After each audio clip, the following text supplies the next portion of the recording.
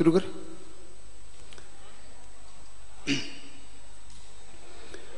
अतः पराणी गुरु गौरव गाथा स्वाध्याय विलयम कायश्वर नु बनो।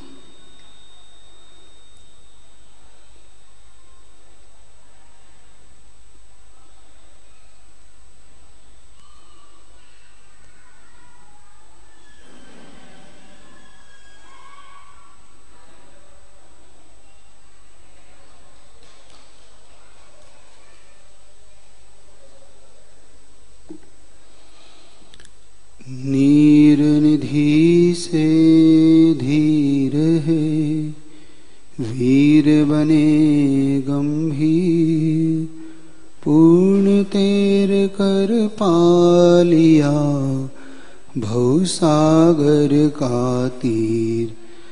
अधीर हूँ मुझे धीर दो, सहन करूँ सब पीर।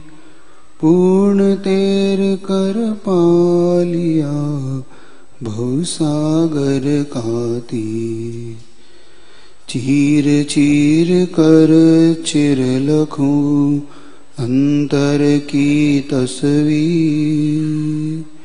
बोले अतिशयकारी चिंतामणि पार्श्वनाथ भगवान की, वर्तमान शासनायक वर्धमान भगवान महावीर स्वामी की, पूज्य गुरुवर वर्तमान के वर्धमान आचार्य विद्यासागर जी महाराज की, बोले ब्रह्म सागर महाराज की।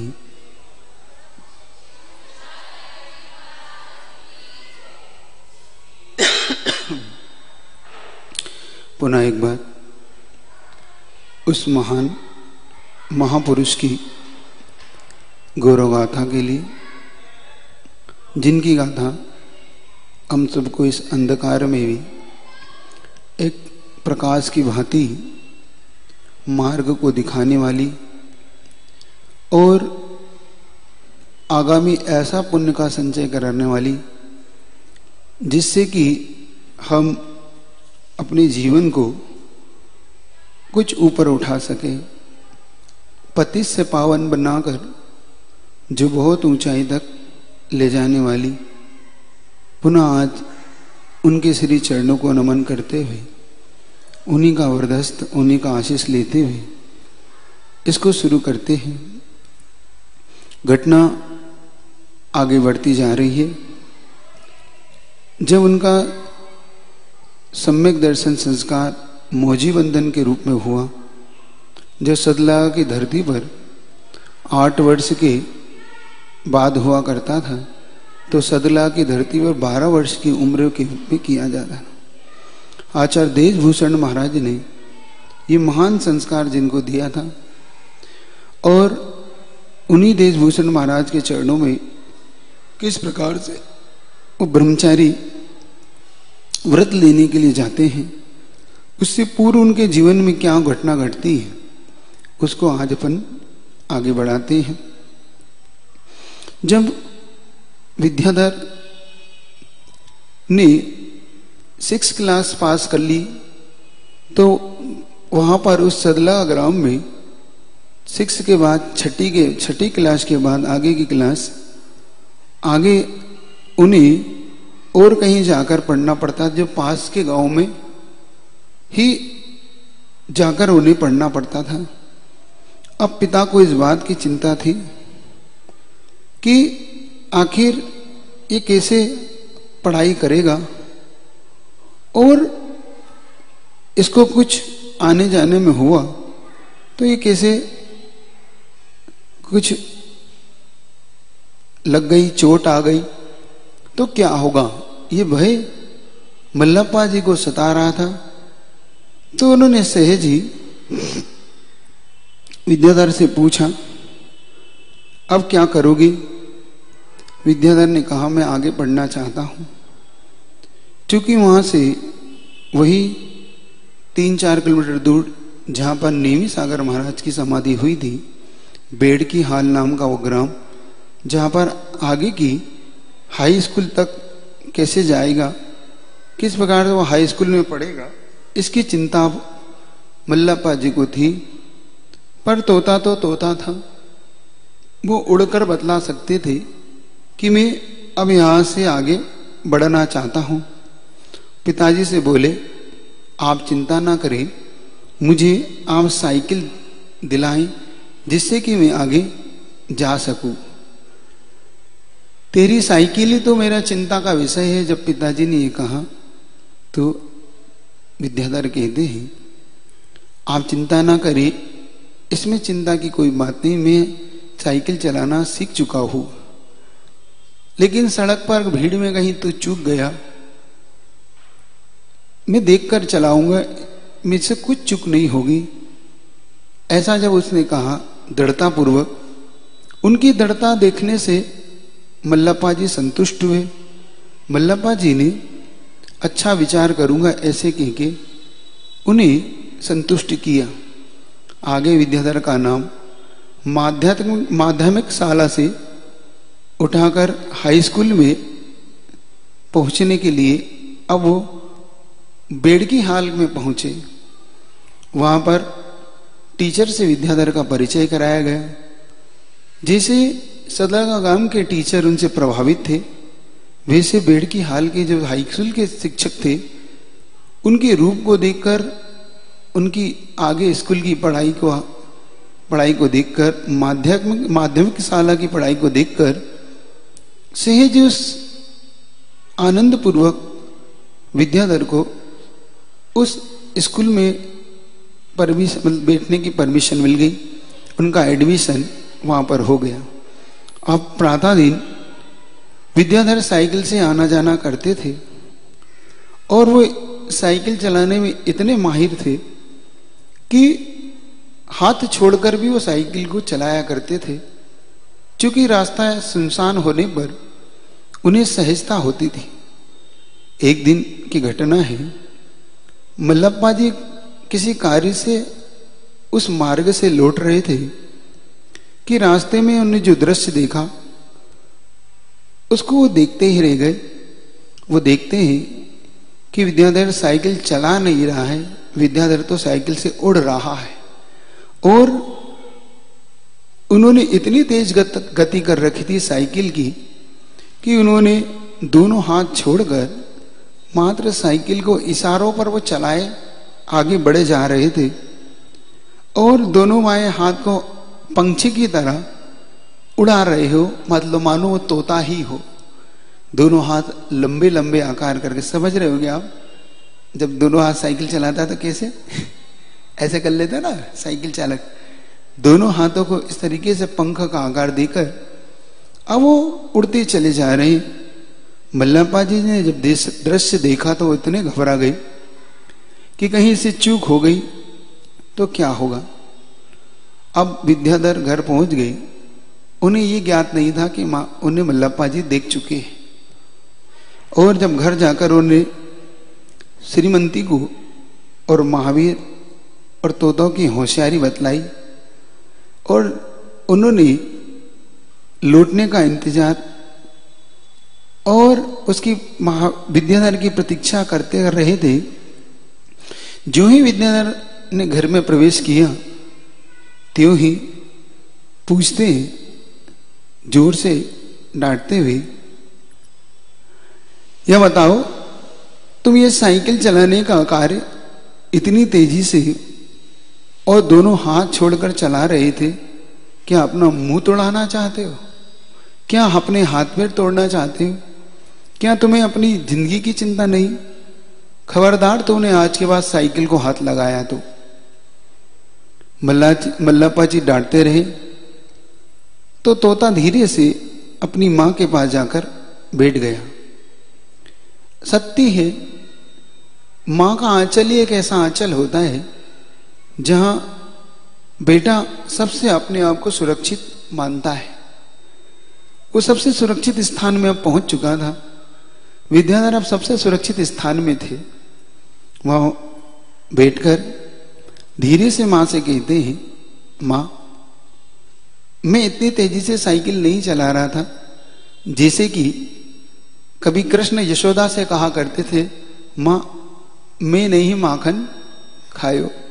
जैसे जब कृष्ण की शिकायत आसपास के घर में गोपियां या उनके परिवार के लोग लेकर आया करते थे, तो जैसे वो द्विअर्थी उत्तर दिया करते थे, कृष्ण उसको द्विअर्थी उत्तर में देते थे। एक तरफ तो कहते थे मां मैं नहीं माखन खायो, और अगर उसको हम धीरे से बोले तो मां मैंने ही माखन खायो। अगर इसको द्विअर्थी उत्तर है ये, मां मैं नहीं माखन खायो, मैंने ही माखन खायो। मां को तो ना के अर्थ में उत्तर मिल रहा है, तो दूसरों के लिए मैंने ही। ऐसा ही कुछ विद्याधर मां के सामने बैठकर कुछ ऐसे भावों को प्रकट कर रहे हो मानो मैंने इतनी तेजी से साइकिल नहीं चलाई जैसा मल्लप्पा जी या पिताजी बता रहे हैं, और पिताजी डांट रहे हैं, मां देख रही है।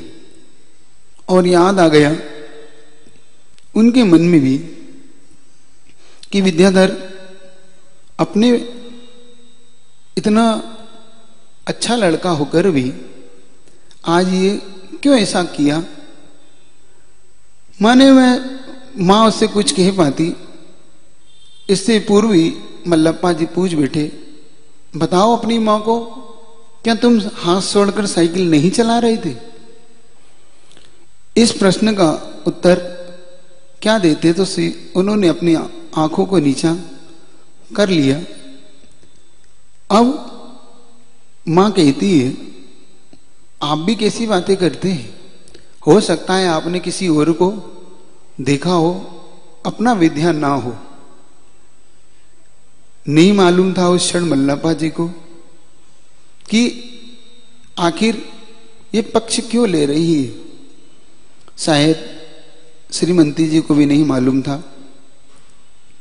कि हैंडल छोड़कर साइकिल चलाने वाला यह बालक एक दिन ऐसा आएगा कि इस संसार को भी हंसते हंसते छोड़ देगा, जैसे ये साइकिल को दोनों हाथ छोड़कर चला रहा है।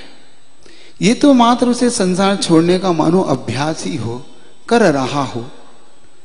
फिर भी क्या करें, मां की ममता। कुछ देर तक जब मल्लप्पा जी और डांटते रहे तो श्रीमती तुनक कर बोलती, क्या तुम उसे डांटते ही रहोगे कि उसे कुछ खाने भी दोगे? क्योंकि मां को सबसे ज्यादा चिंता होती है अपने बेटे की भोजन पानी की। तो मां जैसे मल्लप्पा जी से कह रही हो, कोई इतना बड़ा कार्य करके आया है, भूखा प्यासा है, मात्र उसे डांटोगे कि उसे कुछ पीने खाने के भी दोगे? क्या करते पिताजी? आखिर उन्होंने उसे कहा, सुन रे विद्या, कल से सुबह साइकिल नहीं दी जाएगी। विद्या धीरे से मुस्कुरा के मां के पीछे खड़े होकर बोलते हैं, पिताश्री आप क्यों डरते हैं, अब मैं बड़ा हो गया हूं। ये बड़ा हो गया शब्द सुनते ही मल्लप्पा जी कहते, सुनो श्रीमती, क्या कह रहा है? अब ये बड़ा हो गया है, तू काफी बड़ा हो गया, साइकिल से भी बड़ा। जब उन्होंने ये कहा तो मल्लप्पा जी के ध्यान बटाने के उद्देश्य से मुखारित हुई उसने सुना, अपने यहां बड़ा हो गया, अब इसके लिए साइकिल नहीं, इसके लिए हवाई जहाज ला के दो, ये बड़ा हो गया है। श्रीमती भी प्रसंग को मुस्कुराहट में बदलने के लिए मल्लप्पा जैसे कहती है। मल्लप्पा जी सामान्य करने की दिशा में श्रीमंता से वार्ता शुरू करते हैं। ये तो चौथी में था, तभी ये बड़ा हो गया था। देखो ना, इसने तीसरी क्लास कहां पढ़ी है, सीधा दूसरे से चौथी में आ गया। वास्तव में उसी दिन बड़ा हो गया था। और आपको ये भी याद होगा कि पड़ोस में जहां उठता बैठता था, उनके यहां नेहरू जी की काफी बड़ी फोटो थी। उसे देखते ही ये क्या कह रहा था आपको मालूम? अब श्रीमती मल्लप्पा जी को बताती है कि एक दिन नेहरू जी की फोटो देखकर ये कहता था कि पहले पूछा कि ये किसका चित्र है, तब मैंने इसे बताया ये बहुत बड़े आदमी है इस देश के, इनका नाम पंडित जवाहरलाल नेहरू है। तो मेरा चेहरा देखकर, उसके प्रति उमड़े सम्मान को देखकर ये बोलता है, हम भी बड़े आदमी बनेंगे, एक दिन हम भी इस देश के बड़े से बड़ा कार्य करेंगे। ऐसा बड़ा आदमी, इतना बड़ा आदमी बन रहा है, इसलिए शायद हैंडल छोड़ के साइकिल चलाता है। मल्लप्पा जी इतने कहते कि सभी घर के लोग हंस पड़े और विद्याधर मां की ओट से हंसते हंसते घर से बाहर निकल गए। अब दोनों ही रात्रि विश्राम कर रहे थे और उन्हें वो बात बार बार दोनों को याद आ रही थी कि देखो विद्याधर अब बड़ा हो गया है और ना जाने ये कितना बड़ा बनेगा। पुनः प्रसंग को छेड़ते हुए मल्लप्पा जी कहते हैं, श्रीमंती तुम्हारा बालक वास्तव में अब बड़ा हो रहा है। देखो इसने छोटी उम्र में इतने बड़े श्रेष्ठी को भी जो शतरंज में हराया, पता पड़ता है कि अब ये वास्तव में बड़ा हो रहा है। देखो ये बड़े होने का संकेत स्वयं देता चला जा रहा है। और श्रीमंती कहती है, स्वामी मुझे वो स्वप्न भी तो याद आ रहा है जिस स्वप्न में स्वयं विद्याधर बड़ा होता हुआ संकेत दे रहा है कि मैं एक दिन बहुत बड़ा बनूंगा। आपने ही तो बताया था कि निमित्त ज्ञान के द्वारा कि मेरी उस गर्भ में कोई महान जीव आया है, शायद उसी का ये संकेत दे रहा है। और देखो ये इसके अंदर इतनी सी उम्र में कितना दया और वात्सल्य का भाव है, किस प्रकार से बड़े लोगों का आदर भी करता है।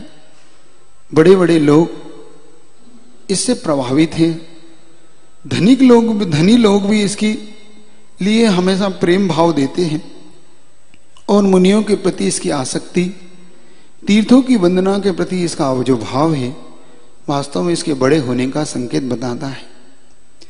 अरे जब मल्लप्पा जी बहुत रात होने को हो गई तो श्रीमंती कहती है, अरे बाबा आप इतनी रात में नाराज क्यों होते हो, सो जाओ। तो वो भी कहते हैं, अरे बाबा तुम भी सो जाओ।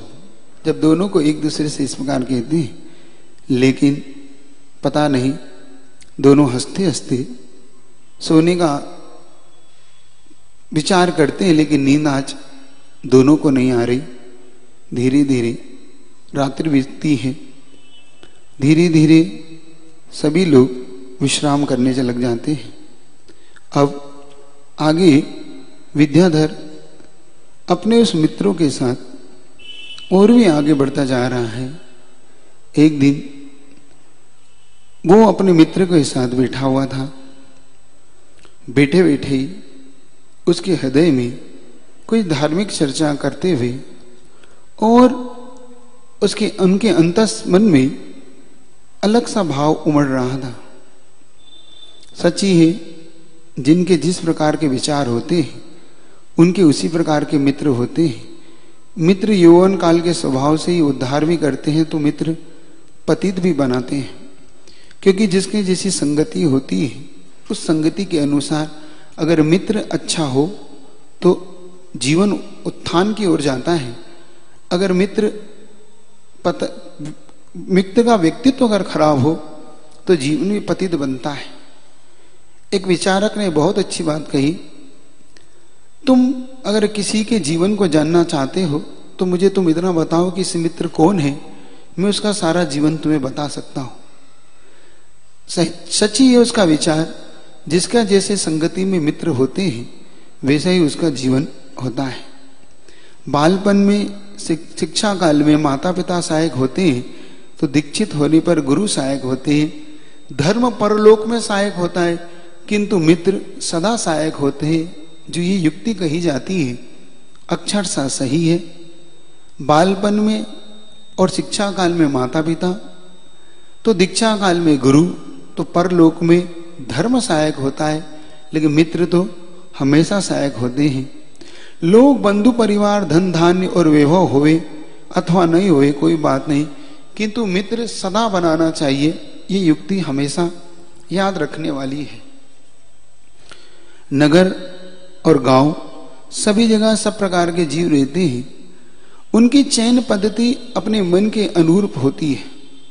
विद्यालय में विद्याधर के अच्छे मान वाले मित्र थे, बहुत से लोगों में से एक दो नहीं उनके निकटवर्ती मित्र थे। मारुति उनमें से एक थे। उसी गांव में निवास करते थे। इस संसार में देखा जाता है जैसे सभी जन भोजन पान और मनोरंजन के विषय में सभी सहायक होते हैं, परंतु विपत्ति और धर्म कार्यों में नहीं। क्योंकि अपन देखते हैं कि मित्र स्वाभाविक रूप से मात्र पंचेंद्रिय के विषयों में, मनोरंजन में, भोजन पानी में तो सहयोग देते, लेकिन सच्चा मित्र वो नहीं होता। सच्चा मित्र तो विपत्ति और धर्म में सहायक दे, वो हुआ करता है। विद्याधर के वैसे ही मित्र थे जो हमेशा धर्म में और विपत्ति में हमेशा विद्याधर की सहायता किया करते थे। विद्याधर स्वाध्याय आदि किया करते थे। जिनालय में वंदना, पूजन, भक्ति कार्यों में और गांव के बाहर साधु समाधि, दर्शन, प्रवचन विधानों में मारुति उनके साथ साथ जाया करते थे। इसी प्रकार और एक और खासियत थी इन दोनों के बीच में कि रात्रि में बैठकर दोनों बहुत बहुत देर तक स्वाध्याय की चर्चा करना, जिनालयों में ध्यान लगाना, ये इनके लिए एक रोज क्रिया का माध्यम हो चुका था। इनकी दिनचर्या में अब ये ढल चुका था। विद्याधर स्वाध्याय आदि कभी घर पे किया करते थे तो कभी जिनालय में। वहीं पर एक कल्ल बस्ती नाम का मंदिर है, जिसे उत्तर भारत में मंदिर कहते हैं तो दक्षिण प्रांत में उसे बस्ती कहा जाता है।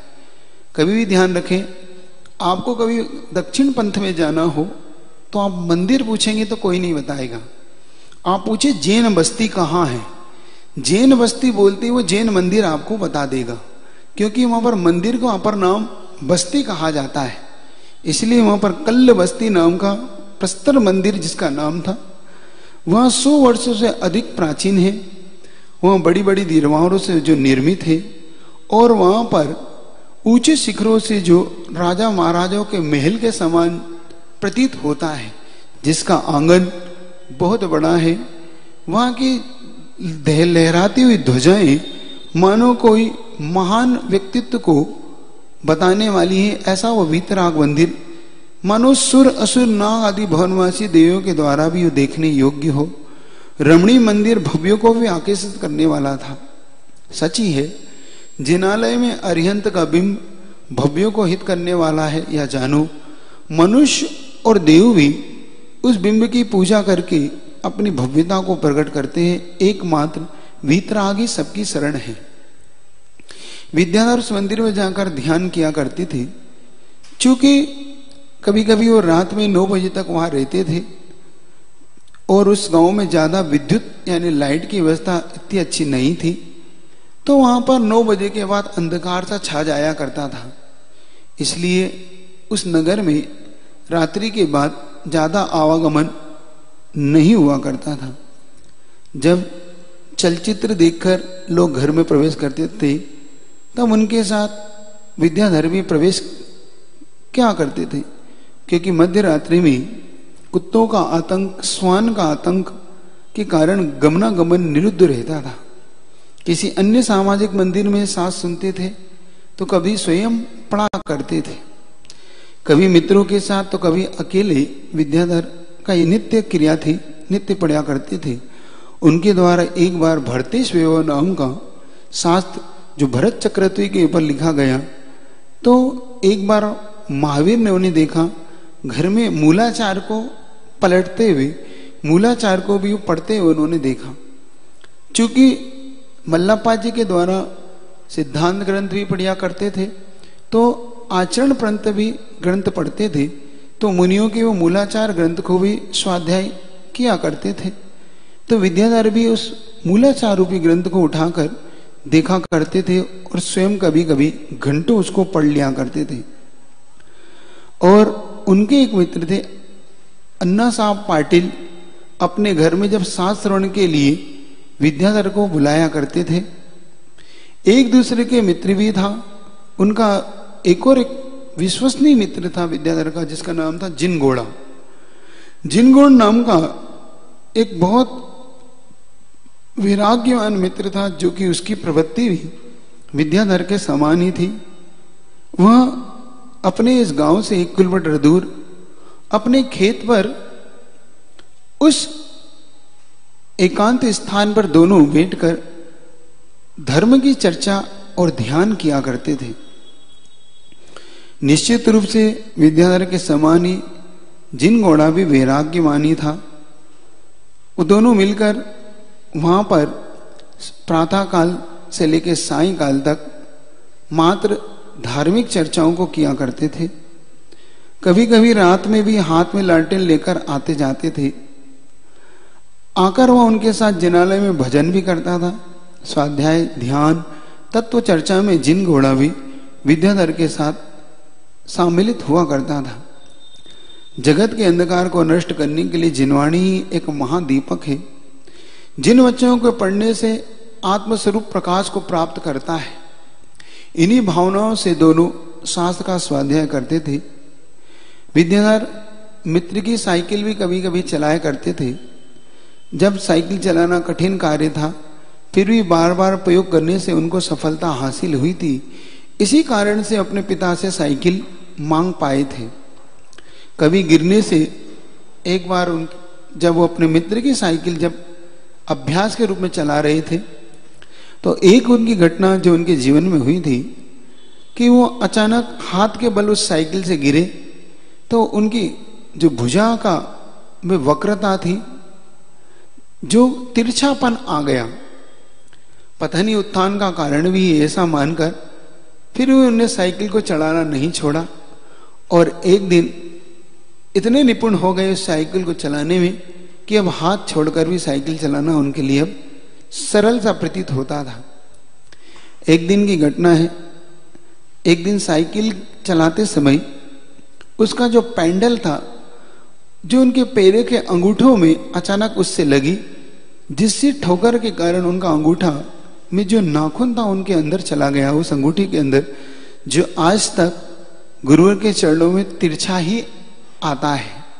उस समय जो लगा था वो आज भी देखने में, जब भी आचार्य महाराज गुरुवर को हमने देखा, तो वो जो अंगूठा है उसमें जो नाखून आता है, आज भी वो अंदर की तरफ ही घुसकर आता है। हम आज तक इस रहस्य को नहीं समझ पाए, लेकिन आज स्वाध्याय के माध्यम से मुझे भी पता पड़ा कि आचार्य श्री के पैर का अंगूठा किस प्रकार से तिरछा होके अंदर गया, तो आज भी वो तिरछा ही उत्पन्न होता है। कभी भी आप आचार्य महाराज के उस चरण के नाखून की आप देखोगे तो आपको अब समझ में आएगा कि उनके चरणों में वो नाखून तिरछा क्यों जाता है। अहो, राजा भी नख के समान अपने कुल के उत्पन्न प्रियजनों को उखाड़ देता है यदि वह लोग राजा को पीड़ा देने लगते हैं, अपने रास्ते से स्खलित हो जाते हैं, तो राजा के समान महाराजा होकर भी अपने आश्रित को उखाड़ कर नहीं फेंकेगी। इस प्रकार विद्याधर राजा से भी अधिक श्रेष्ठता और क्षमा के भाव को व्यक्त करता है। ग्रंथकार कहते हैं कि राजा तो अपने पीड़े देने वालों को उखाड़ फेंकते हैं, लेकिन ये राजा से बढ़ के भी महाराजा हैं जिन्होंने अपने पीड़ा देने वाले को भी क्षमा प्रदान करके अपने चरणों में उस नाखून को मानो जगह दे रखी हो कि तुम मेरा अहित करने पर भी मैं तुम्हें क्षमा करता हूं। इसी भाव को मानो वो व्यक्त कर रहे हो। एक बार की बात है, तीनों मित्र समझ में आए कौन हो? विद्याधर, जिनगोड़ा और मारुति। ये तीनों मित्र एक बार वहां पर वीर सागर महाराज की समाधि के दर्शन करने के लिए गांव के बाहर गए। मुनिराज का जन्म स्थान बोर गांव था। वे मित्र समाधि क्रिया को देखकर पुनः वापस आए। जिस कमरे में महाराज जी की समाधि के लिए स्थित थे, वहां जाकर जब तीनों बैठे, चरणों को स्पर्श करके विद्याधर ने अपने छोटे छोटे हाथों से उन्हें सहलाया था और कुछ समय तक कानों में नमोकार मंत्र भी महाराज को सुनाया था।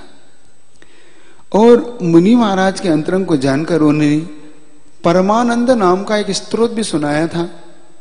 उस समय मुनि श्री के मुख रूपी कमल के अंदर हृदय में जो विशुद्धि वृद्धिगत होती देखी गई, उन्हीं की सेवा पूरी करते समय एक दिन जब उनकी समाधि हो गई तो वे समाधि की क्रिया पूर्ण कर कर लौट आए।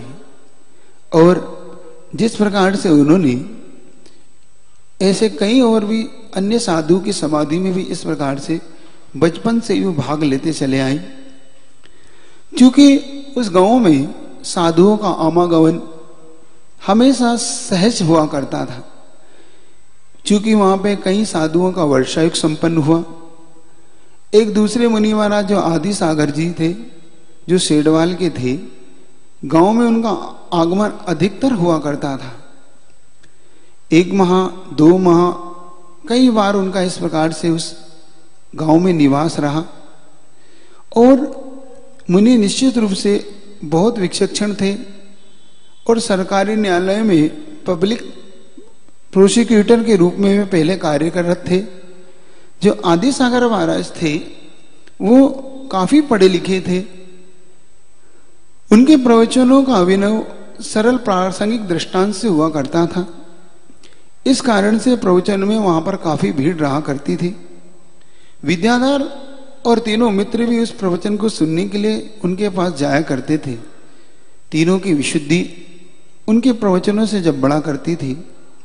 जिनवाणी रूपी गंगा में जो स्वयं आह्वान करता है, दूसरों को ही वही देता है, उसके द्वारा ही तीर्थ प्रवाह होता है, वह उपकारी मुनि का देह है।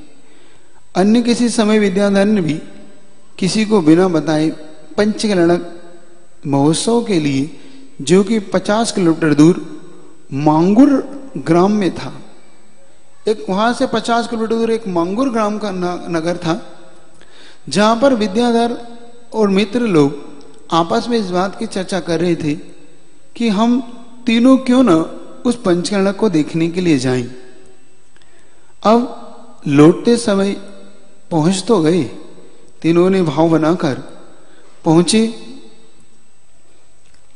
पहुंचने के बाद जब वो तीनों लौट रहे थे तो देखते हैं कि लौटते समय तेज वर्षा हो रही है। सभी जगह नदी नाले उफान पर थे। यातायात का जो पूर्ण प्रबंध था वो बंद हो चुका था। पुराने घर उस समय भूमि में दब गए। जब तीनों नाव में बैठकर स्वयं नाव को चलाकर जिस किसी तरह अपने घर पहुंचे तो पिताजी के क्रोध से वो इतने डरे हुए थे कि अब उनके सामने आना नहीं चाहते थे। जब वो पिताजी 1-2 दिन बाद सहज हो गए तब उनके पास पहुंची। सच्ची है कि जो महान उत्सवों में जाया करता है, स्वयं महान उत्सव के योग्य हो, वो किसी प्रकार से अमंगल उसका नहीं हुआ करता। अब विद्याधर उस समय अपने अन्य भाई भी हो गए। अब विद्याधर के छोटे भाइयों का जन्म, जो आपको पहले बताया था कि विद्याधर के जन्म के बाद किस प्रकार अन्य भाइयों का भी जन्म हुआ। जो कि मां ने पहला स्वप्न देखा था वह अपूर्ण हुआ। उनके बाद अनंत और शांति 2 भाइयों का जन्म हुआ था। और धीरे धीरे 2 बहनें जो हमने पहले बताई थी आपको, शांता और स्वर्णा, एक भाई का बीच में जन्म हुआ था जिसका नाम धनपाल रखा गया था, जो अल्प आयु में ही जो रह पाया और उन्हें छोड़कर चला गया। इस प्रकार जो अनंतनाथ का जन्म हुआ था वो भाद्र मास की चतुर्दशी के दिन उनका जन्म हुआ। क्योंकि भाद्र मास अपने आप में प्रसिद्ध हुआ करता है, तो उनकी अनंत चतुर्दशी मतलब जिसको अपन अनंत के लिए बोलते हैं, इसलिए उनका नाम माता पिता ने अनंत नाम से प्रसिद्ध हुई।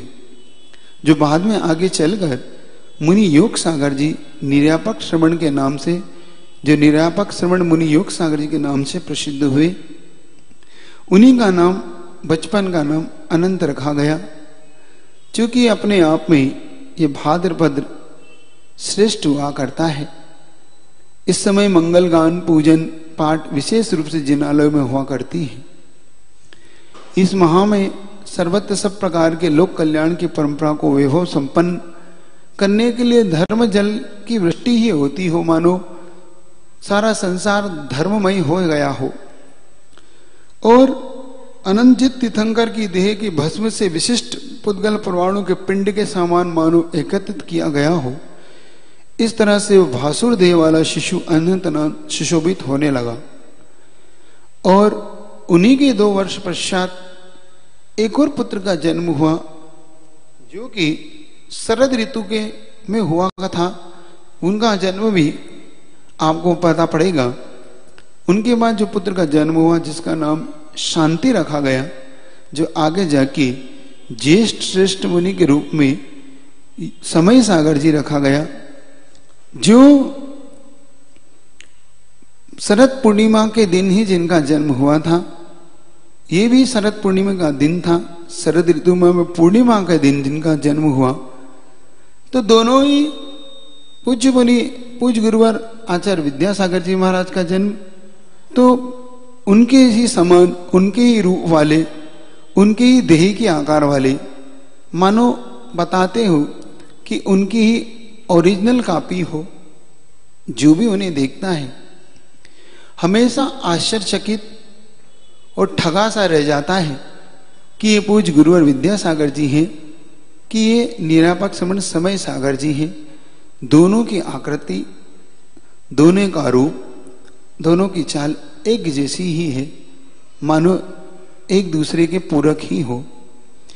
दोनों, उनका जन्म भी उस शरद पूर्णिमा के दिन हुआ तथा दोनों इस प्रकार से अब अपने ज्येष्ठ भाई विद्याधर के साथ बढ़ने लगे और महावीर मिलाकर इस प्रकार से चारों ही भाई एक दूसरे के साथ अब बढ़ते चले गए।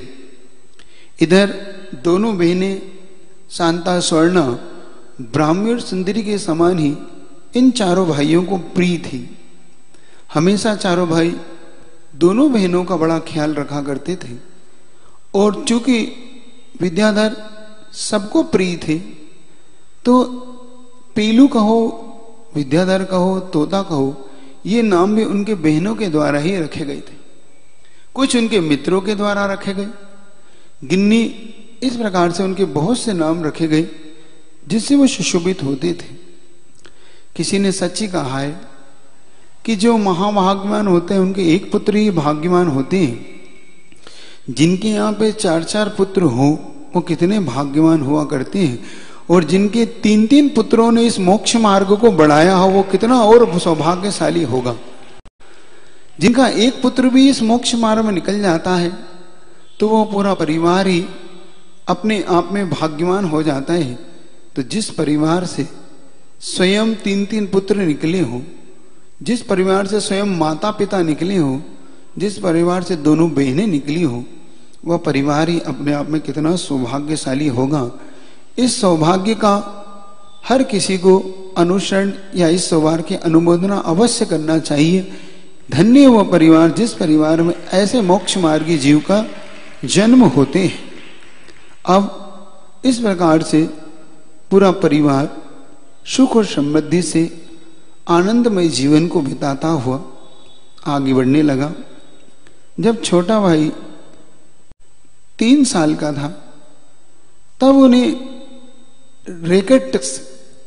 रेकेटक्स नाम का एक रोग हुआ था, जिसमें अनंतनाथ के हाथ पैर में काफी मानो अब उनके हाथ पैर से सूख से गए हो और उनके पेट बढ़ गया हो, शरीर मानो अस्थि पंजर सा दिखने लगा था। बहुत उपाय पे भी वो स्वस्थ नहीं हो पा रहे थे। सभी विचार करते रहे। माता पिता को वह पुनः भय सताने लगा। मां के मन में वही ममता फिर झलकने लगी, क्या मेरा पुत्र ये भी मेरे साथ नहीं रहेगा। इस प्रकार का जब उनके मन में बार बार ये प्रसंग उठने लगा, क्योंकि उनका गोरे रंग सुंदर रूप होते हुए, क्योंकि उनका इस बीमारी के कारण वह रूप भी सांवला सा पड़ गया। भाई की ऐसी स्थिति देखकर विद्याधर का दुख बढ़ता गया। अब वो खेलने नहीं जाकर अपने भाई के निकट ही रहते थे। एक बार एक ग्रामीण वैद्य ने स्थिति देखकर कुछ औषधियां उनको दी। औषधि का सेवन 1 वर्ष तक प्रातःकाल 12 बजे तक धूपमा सेवन करना आवश्यक था। जब उन्हें औषधि का सेवन कराया जाता था तो उन्हें प्रातःकाल से दिन के 12 बजे तक धूप का भी सेवन कराया जाता था औषधि के साथ साथ, ताकि उनके रोग अधिक न बढ़ पाए, और जिसके कारण उस सुंदर से बालक की त्वचा सांवली पड़ती चली गई। किंतु उसका परिणाम सुफल ये आया कि बालक पुनः के भांति स्वस्थ हो गया, जो कि माता पिता की चिंता थी। जब वो स्वस्थ हो गया तो उनकी चिंता दूर हुई। उनके शरीर के रंग को देखकर विद्याधर पिता से कहते थे, मेरे भाई का निदान किसी उत्कृष्ट वेद से कराना चाहिए। वह वेद से भी अनिवार्य पूछते थे कि मेरा भाई कब स्वस्थ होगा। इस तरह विद्याधर बचपन से ही अपने भाई बहनों के प्रति भी वात्सल्य भाव, प्रेम भाव हमेशा प्रकट उनका रहा है। एक बार की घटना है, जब विद्याधर कहीं ऊंचाई से कूदे तो धूल काफी होने के कारण कोई लोहे की किसी वस्तु उनके पैर में घुस गई, और इतनी तीव्रता से घुस गई कि जिसको निकालना बहुत दुश्वार हो गया। जब लंगड़ाते लंगड़ाते विद्याधर मां के पास पहुंचे तो मां ने उन्हें बार बार उसको देखा, तो उन्होंने देखा ये तो काफी अंदर तक चली गई है, ये निकलने का नाम नहीं ले रही। पिता को बुलाकर उन्होंने किसी अच्छे डॉक्टर से उस बड़ी कठिनाई से उस कील को निकाला, और जिस कील को निकालने के बाद विद्याधर का पैर फिर भी कुछ लंगड़ाते हुए चलते थे, जिसे देखकर उनके छोटे छोटे भाई मुस्कुराया करते थे। धीरे धीरे कभी कभी वो उस चाल को देखकर भाई को हंसने पर भी मजबूर किया करते थे, लेकिन धीरे धीरे पुनः वो ठीक हुई। इस प्रकार से जिनका बचपन बीतता बीतता अब बड़ा हो रहा है, इस प्रकार से भाई का रोग, बचपन में विद्याधर को इस प्रकार से अंगूठे में लगना, साइकिल छोड़कर चलाने पर पिता की डांट का मिलना, किस प्रकार से वो बड़े हुए, इस प्रकार पिता से कहना अब मैं बड़ा हो गया हूं। मां का बालक की इस बात को सुनकर आश्चर्य करना, ये घटना प्रतिपल प्रतिदिन बढ़ती चली गई। आगे विद्याधर दोनों भाइयों के साथ अपनी और भी पढ़ाई के लिए अब स्कूल जाया करते थे। अब धीरे धीरे पिता की आज्ञा से जब वो खेत पर जाया करते थे तो कभी कभी पिता को वो इस बात के लिए मना कर दिया करते थे, मेरा खेत पर जाने का मन नहीं होता, आप मुझे खेत पर ना भेजें, क्योंकि उस खेत में होने वाली जब दवाइयों का प्रयोग हुआ करता था जिससे कि वहां के छोटे छोटे जीव मर जाता है करते थे, जिसको देखकर विद्याधर के अंदर एक अजीब सी पीड़ा हुआ करती थी कि कहीं इस हिंसा का दोषी मैं भी ना बनूं। इस भाव से बचने के लिए उसे मना करने का भाव आया करता था। एक दिन उन्होंने देखा घर पर जो उनका छोटा भाई शांति है बहुत ज्यादा रो रहा था। मां से मल्लप्पा जी की पत्नी विद्याधर की मां श्रीमंती जब उस बालक शांति को चुप करने का बार बार पुरुषार्थ कर रही थी और शांति चुप नहीं हो रहा था, तो मां ने विद्याधर को आवाज लगाई, सुनो विद्या, देखो तुम्हारा छोटा भाई काफी रो रहा है, देखो इसे बाहर ले जाओ, इसे तुम चुप करो।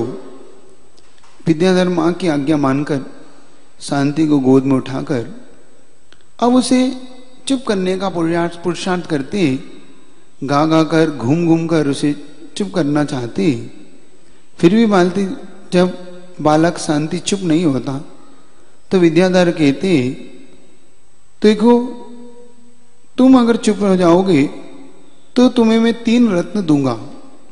देखो तुम्हें 3 रत्न प्राप्त होंगे, तुम बस चुप हो जाओ। यह सुनते ही जब शांति एकदम से चुप हो गई और चुप होते ही शांति सारा कहते, लाओ मुझे वो 3 रत्न दो। विद्याधर उस शिशु को इशारा करते हैं, उसके हृदय की ओर इशारा करते हैं, तुम्हारे 3 रत्न तुम्हारे अंदर ही है। सम्यक दर्शन, सम्यक ज्ञान, सम्यक चारि रूपे 3 रत्न तुम्हारे अंदर है, इसे तुम्हें मैं दूंगा, तुम्हें ही प्राप्त होंगे। शांति समझ पाता, लेकिन उन्हें क्या पता था कि यही ज्येष्ठ भाई एक दिन मुझे ऐसे 3 रत्नों को सौंपेंगे जिससे मेरा मोक्ष का मार्ग प्रशस्त होगा। यह बात जब शांता, उनकी जो बहन थी, वो सुन रही थी तो दूर से ही मुस्कुराते हुए माँ के पास पहुंचती है कि देखो माँ, विद्याधर शांति को कैसे चुप कर रहे हैं, देखो उन्होंने उन्हें कैसे बहलाया।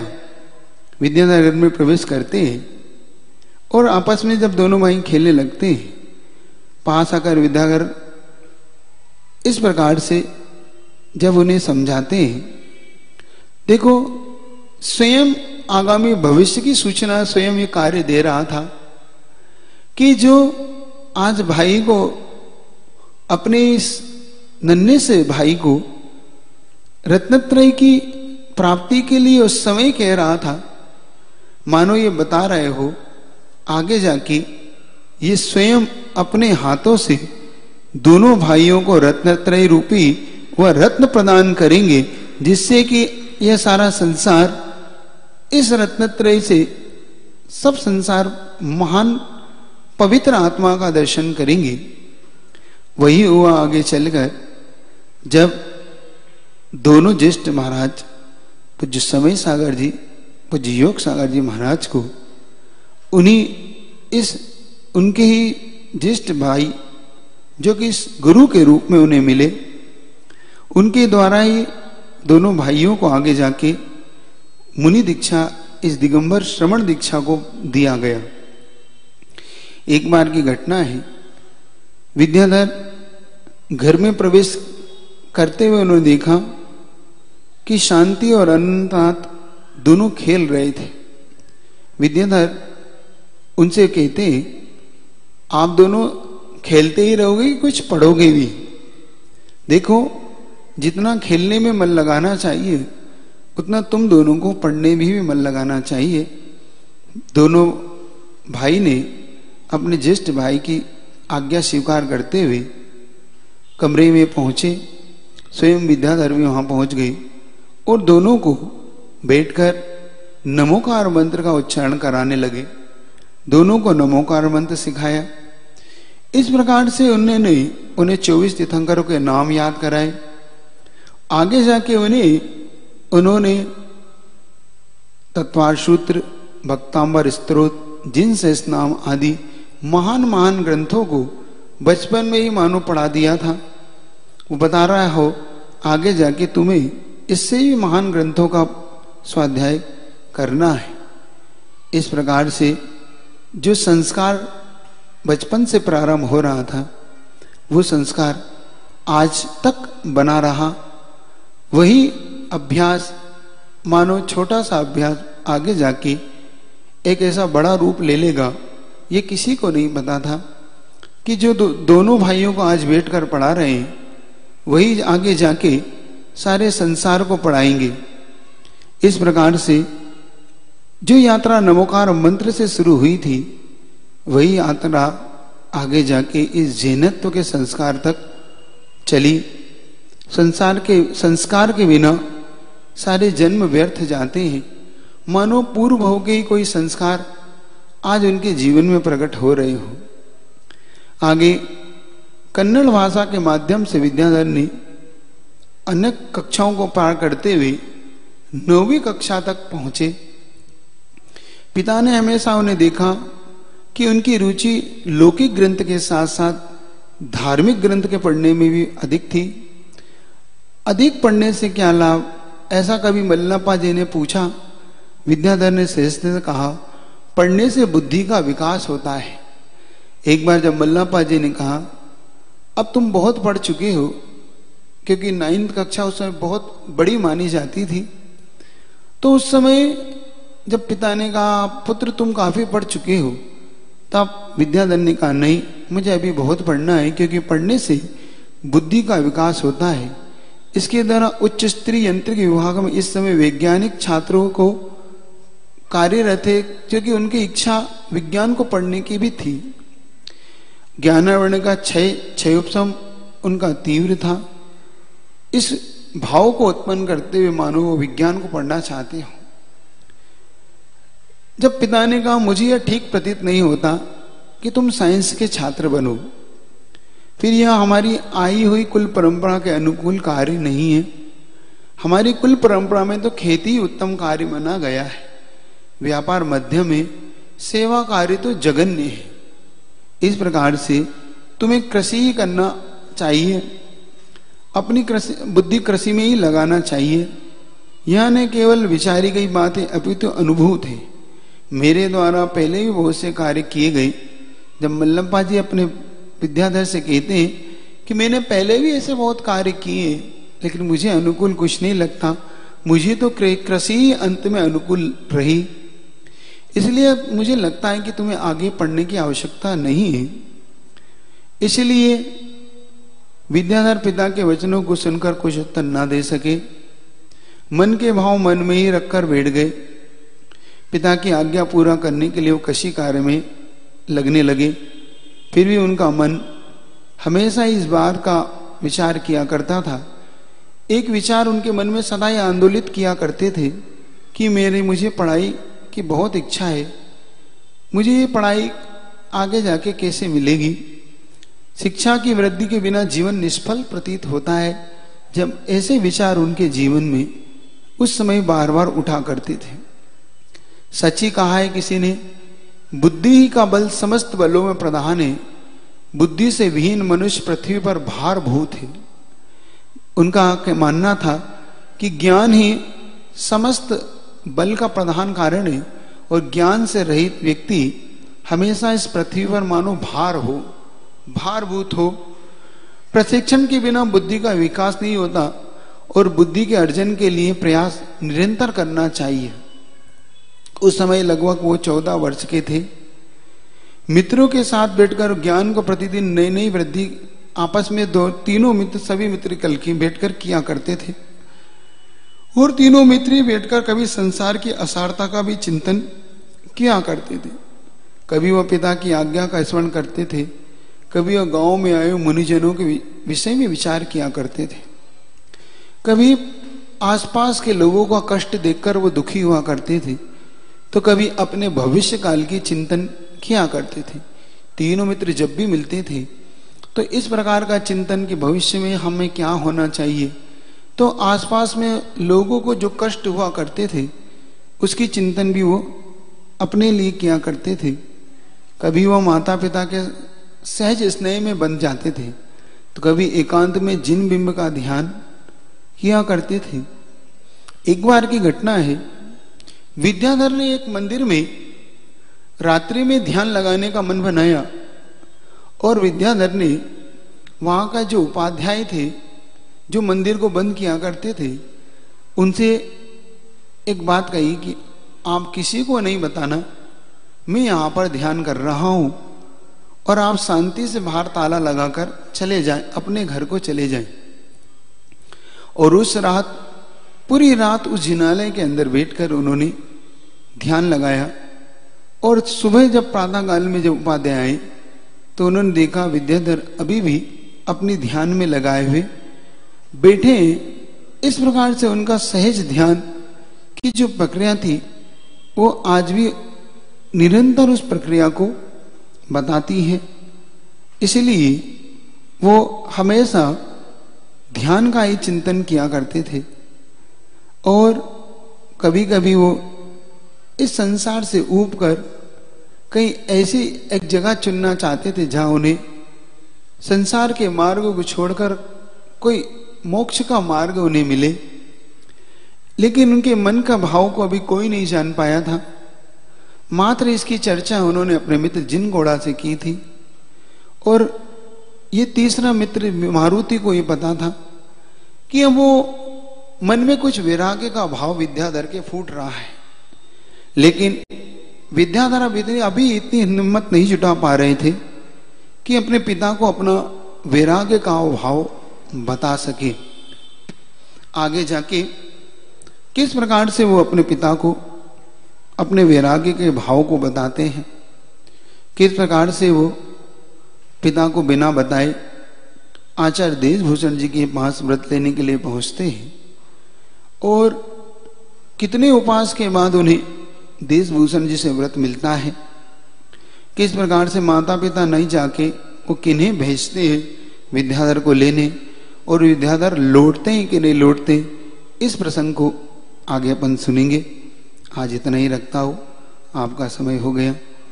आगे आपको पता पड़ेगा कि विद्याधर किस प्रकार से इस प्रसंग से निकले, किस प्रकार से उन्होंने मुनि व्रत के लिए आगे बढ़ना प्रारंभ किया। आज अब अपना ये जो गाथा है, ये जो ग्रंथ है, अब बहुत ऊंचाइयों पे पहुंचकर वैराग्य की ओर बढ़ रहा है। अब आपको पता पड़ेगा यहां से किस प्रकार से अब विद्याधर वैराग्य के बीज को वपन करते हुए अपने उस नगर से पिता माता पिता के मोह से कैसे छूटते हैं। आगे आप सुनिएगा, क्योंकि आपको भी इसको आनंद आएगा। आगे जाके अब बहुत अच्छा प्रसंग आपके लिए उपस्थित होने वाला है, सुनिएगा। बोले आचार्य गुरुदेव विद्यासागर जी महाराज की, बोले परम पूज्य विशाल सागर जी महाराज की। महाराज जी रजत जैन शामली चरणों में बारंबार नमोस्तु। महाराज जी उनकी जिज्ञासा है, जब जीव को पहली बार सम्यक दर्शन होता है तो उस जीव के उस समय कैसे परिणाम होते हैं? क्या उसे आत्मा का थोड़ा बहुत अनुभव होता है?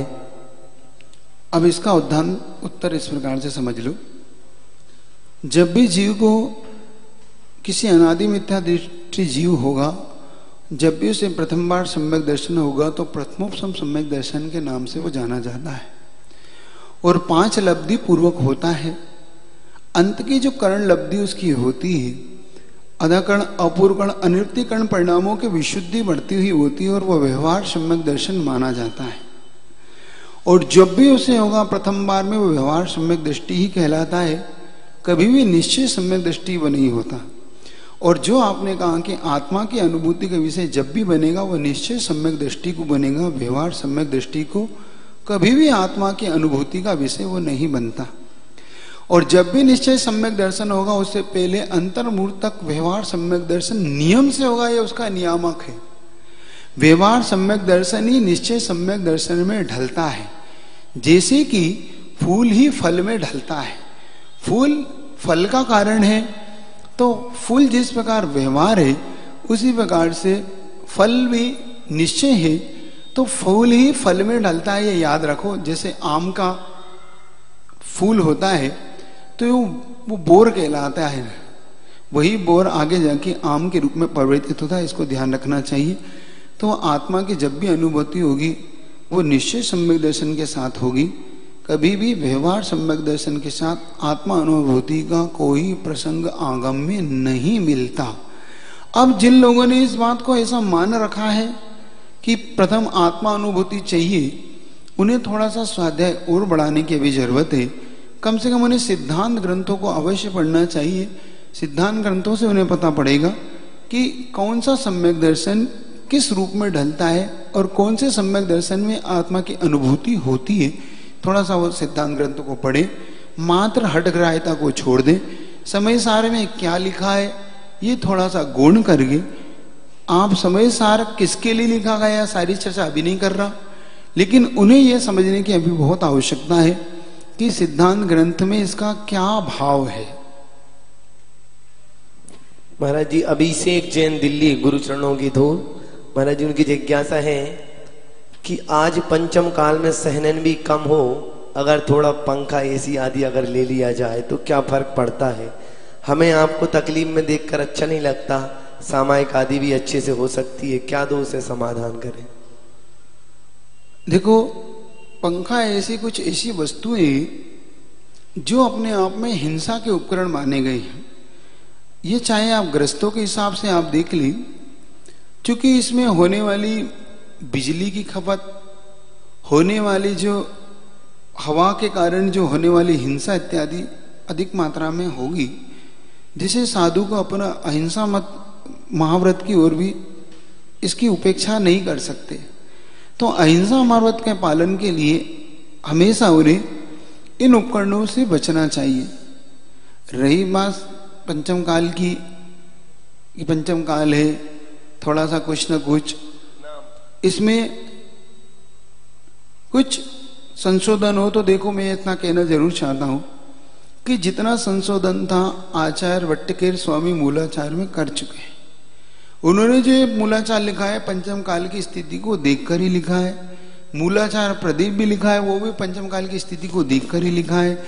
और जिन्होंने हम जिस श्रवण ने या हमने भी दीक्षा ली तो पंचम काल देखकर ही ली है। कोई चतुर्थ काल उस समय नहीं था जब दीक्षा ली गई थी। जब ली गई थी तब भी पंचम काल था, और जब ली थी तब भी ये पता था कि ये सब चीजें आगे जाके आपको नहीं मिलेगी। तो जिसने भी दीक्षा ली सबने इस बात को समझ के लिए, बाद में सहनन नहीं है इस तरीके की दुहाई देना, बाद में ये नहीं है मुझसे नहीं बन रहा, इस तरह की दुहाई देके उनका उपयोग करना ठीक नहीं है। फिर भी अब किसकी क्या भाव है मैं ज्यादा इसकी व्याख्या नहीं करता। मुझसे जितना पूछा गया मैंने उत्तर दिया आपको कि किसी भी प्रकार से ये उपकरण, हिंसा के उपकरण साधु के लिए उचित नहीं है। ये किसी प्रकार से भी सम्मत, आगम सम्मत नहीं है। बाकी अब कौन क्या लेता है कौन क्या नहीं लेता है, इससे मुझे ज्यादा कोई भी लेन देन नहीं है। महाराज जी, नितिन जैन ऋषभ बिहार दिल्ली से चरणों में बारंबार नमोस्तु। महाराज जी, उनकी जिज्ञासा है कि हम अपने ध्यान को गहरा और प्रगाढ़ कैसे कर सकते हैं? देखो, सीधी सीधी अगर तुम्हें कह दूं तो आगम में एक बात कह दी ग्रस्तों के लिए, सिर से पर्वत को फोड़ना सरल है। क्या? सिर से पर्वत को फोड़ना सरल है, लेकिन ग्रस्त के लिए ध्यान लगाना सरल नहीं है। ये आगम वाक्य है। वस्त्रधारी कभी भी ध्यान का पात्र नहीं है, ये आगम वाक्य है। अब रही, अब मैं कैसे बताऊं तुम आगम क्या ध्यान गहरा करो, जब आचार्यों ने आपको इसका पात्र ही नहीं माना है। अब अभ्यास के तौर पे आप कुछ भी करो, वो मना नहीं। जैसे सुदर्शन सेठ अभियान के रूप में ध्यान करते थे अष्टमी चतुर्दशी को, आप भी करो, ध्यान करने का मना नहीं, लेकिन आप पात्र नहीं हैं, ये आगम है। तो आप फिर भी पुरुषार्थ करो, आगे जाके मुनि बन के अभ्यास, आपका ये अभ्यास आगे काम आएगा तो बहुत अच्छा है। आप ऐसी जगह का चयन करके जहां आपको मच्छर इत्यादि ना हो, एसी लेने को नहीं कह रहा हूं ऐसे स्थान पर शांति से बैठे, पहले से ही देखकर, जहां ठंडक इत्यादि हो, जहां पे आपको गर्मी ना लगती हो, तो आप ऐसा स्थान का, अच्छा स्थान का चयन कर ले, आबो हवा अच्छी हो, वहां बैठकर ध्यान करें तो धीरे धीरे सदने लगेगा। सर्वप्रथम उसके लिए आसन का साधना बहुत जरूरी है। आसन का सदना बहुत आवश्यक है। आसन सदेगा तो सब सदेगा। इसलिए पहले आप आसन को मजबूत बनाएं। पहले पद्मासन, अर्ध पद्मासन या सुखासन में बैठना सीखें। फिर धीरे धीरे अपने वचनों को उस पर कंट्रोल रखें। सबसे ज्यादा मुश्किल होता है आपका चिंतन आपके हाथ में हो। सबसे ज्यादा हमें अपने चिंतन को अपने अधिकार क्षेत्र में रखने का पुरुषार्थ करना चाहिए कि हमारा चिंतन भटके ना। वो सबसे ज्यादा कठिन है। उस कार्य को आप करें, फिर आपका ध्यान धीरे धीरे गहरा होने लग जाएगा। आप पुरुषार्थ करो। महाराज जी, इति जैन सरदना से चरणों में बारंबार नमोस्तु। महाराज जी, उनकी जिज्ञासा है, अगर हमने रात का पानी त्याग कर रखा है पर नियम नहीं है, और कभी हम रात को पानी पी लें तो हमें दोष लगेगा क्या? एक तरफ कह रहे हो त्याग कर रखा है, फिर कह रहे हो नियम नहीं है। त्याग करने का मतलब क्या होता है? नियम ही तो होता है। त्याग करने का मतलब नियम ही होता है। अगर आपने त्याग कर रखा है तो आप उस सियार को देखो जिसने दिन होने पर भी नीचे जाकर कुएं में जाकर भी पानी, बावड़ी में जाकर पानी नहीं पिया। इतनी सहन शक्ति बढ़ाओ, कुछ नहीं होता। मुनि महाराज को देखो, मुनि महाराज केसलोज करते हैं, गर्मी की ज्येष्ठ मास में भी आते हैं और शांति से पूरे निकल जाती थी। थोड़ा थोड़ा अभ्यास बढ़ाओ। एकदम से नियम तोड़ने की बार बार चर्चा करना ठीक नहीं, क्योंकि हमारे जीवन में ये नियम टूटना बार बार टूटेगा तो फिर आपको कोई इनका महत्व नहीं रह जाएगा। तो इनको थोड़ा सा मजबूती से पालन करो। विपत्ति आती हैं लेकिन धीरे धीरे उसका अभ्यास करने से ठीक हो जाएगा। महाराज श्री स्वाति जैन पी के बैटरी चरणों में बारंबार नमोस्तु। महाराज श्री उनकी जिज्ञासा है कि अभी पितृपक्ष चल रहा है, अनागत यहाँ मान्यता है कि अपने पितरों के लिए यहाँ थाली आदि निकालते हैं और छोड़ने से पहले डरते हैं कि यदि ऐसा नहीं करेंगे तो पितृ नाराज हो जाएंगे और सांप आ जाते। कृपया समाधान करें। देखो ये मिथ्या परंपरा है। इन परंपराओं में कुछ नहीं रखा। पितृपक्ष मान के आप जो करते हैं, सुना है मैंने, यहाँ पे एक थाली निकालते हैं जिसमें 15-16 प्रकार से अन्न वगैरह के टुकड़े करके रख देते हैं और रोटी है, दाल है, चावल इत्यादि निकाल के गाय इत्यादि को खिला देते हैं अथवा कहीं पंडित वगैरह को दे देते हैं। लेकिन जैन दर्शन के अनुसार अपनी ये परंपरा नहीं है। अन्य दर्शन का क्या है मैं नहीं कहता, लेकिन जैन दर्शन की ओर अगर अपन देखें तो जैन दर्शन में ये परंपराओं का कहीं वर्णन नहीं है, इनका कोई महत्व नहीं, यहाँ कोई लेन देना नहीं है जैन दर्शन से।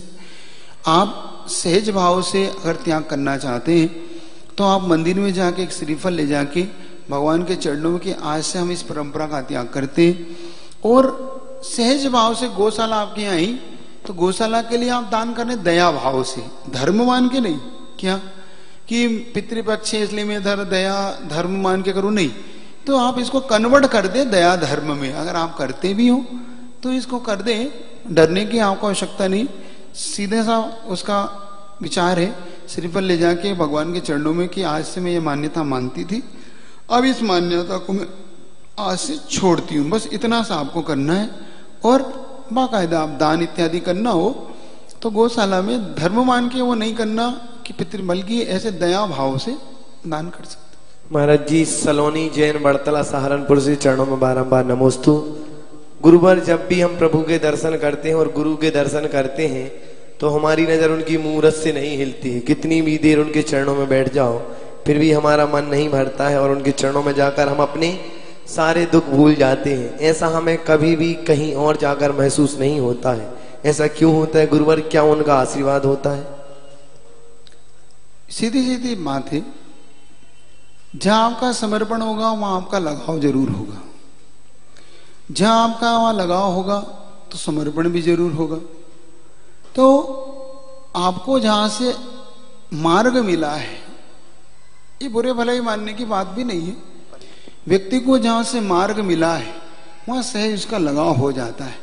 चाहे वो प्रतिमा देख के मिले, चाहे गुरु को देख के मिले, चाहे शास्त्र को पढ़ के मिले। जहां से जीवन का उत्थान होता है उस उत्थान को कोई भी नहीं भूल पाता, क्योंकि वो उसका उद्गम स्थान होता है। उद्गम स्थान को छोड़कर नदी कितनी बड़ी जाके वो सागर में मिले, लेकिन उसका मूल स्थान वो छोड़ नहीं पाती। मूल स्थान से उसका लगाव रहता ही है। ऐसा ही होता है, जहां से जिस जीव का, जहां से कल्याण का मार्ग फूटता है वहां उसका लगाव सहज हो जाता है, और सहज होने के कारण वो वहां पर इस तरह की भावनाएं उत्पन्न होने लगती है। अब इसको आप किसी रूप में कह लो, आशीर्वाद रूप में कह लो, ये इसका उनके प्रति अपना अच्छा भाव कह लो, ये सब होता है। तो एक प्रकार का ये उद्गम स्थान है किसी जीव के कल्याण का। जहां से मार्ग फूटेगा वो नियम से उस स्थान को नहीं भूल पाता।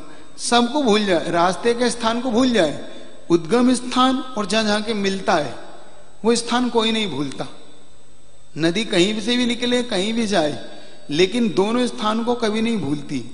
एक जहां से उसका उद्गम हुआ है और जहां जाके मिली है। ऐसा ही संबंध होता है कि जहां से उसका उद्गम होता है और जाके मिलता है तो संस्कार से उठ के उसे जहां मोक्ष मार्ग का मार्ग मिलता है और जाके जहां मोक्ष मिलता है, ऐसा हर शिव के साथ होता है। इसमें क्या हो गया? नमोस्तु महाराज। इतनी रख ले, चलिए।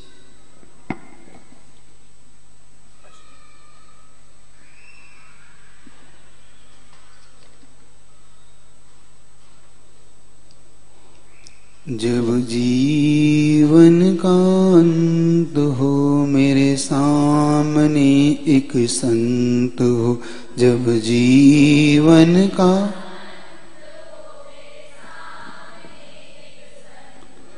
मेरे होठों पर अरिहंत हो, महावीर का वह पंथ हो, मेरे होठों पर अरिहंत। कसायों की आग में जलता जलता आया हूँ, कसायों की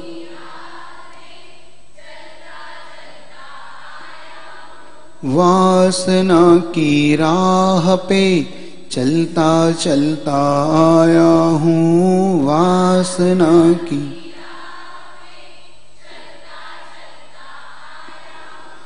दुख भरी इस यात्रा का, दुख भरी इस यात्रा का सुखद अंत हो, जब जीवन का मेरे सामने मेरे होठों पर अरिहंत हो।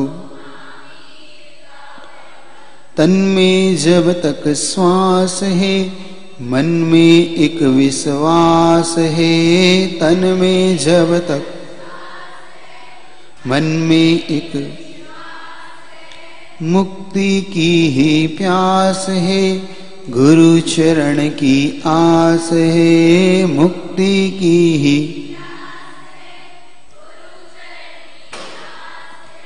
तन अचल और मन अमल हो, तन अचल और मन अमल, अब न कोई द्वंद हो, जब जीवन का अंत हो।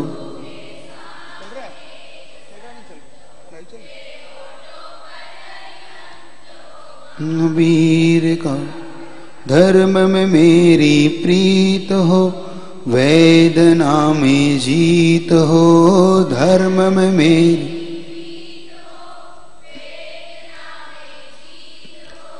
आगम का संगीत हो, प्रभु नाम का गीत हो, आगम का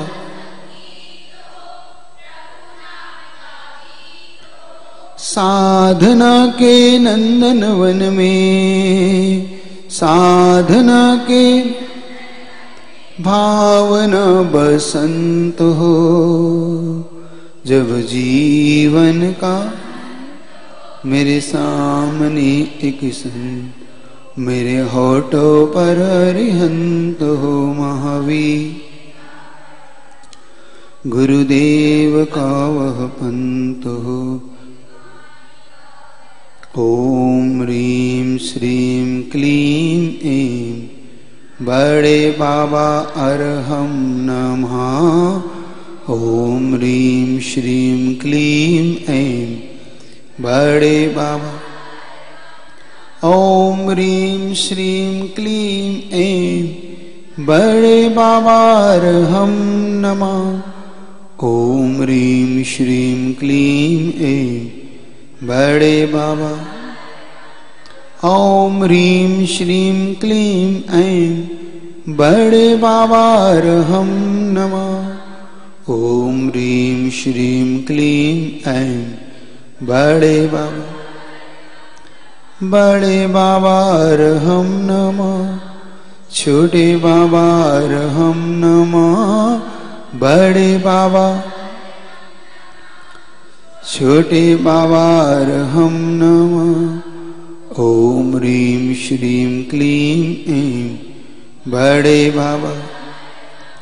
ओम ह्रीं श्रीं क्लीं ऐं बड़े बाबा। बड़े बाबा छोटे बाबा बड़े बाबा हम नमः। आपको 3 पार्ट मिल गए होंगे, 7, 8, 9, 10। तैयारी करें आप लोग अपने उन पार्टों की, उसके अंदर से ही आपका प्रश्न पत्र आएगा। और सरल करने का पुरुषार्थ करेंगे, अगर आपको कठिन लग रहा है तो और सरल करेंगे। ठीक है, आप पुरुषार्थ करो, मेहनत करो। चलिए, कैसे गले जिनवाणी के ज्ञान से सुझे लो कहलो, सो वाणी मस्तक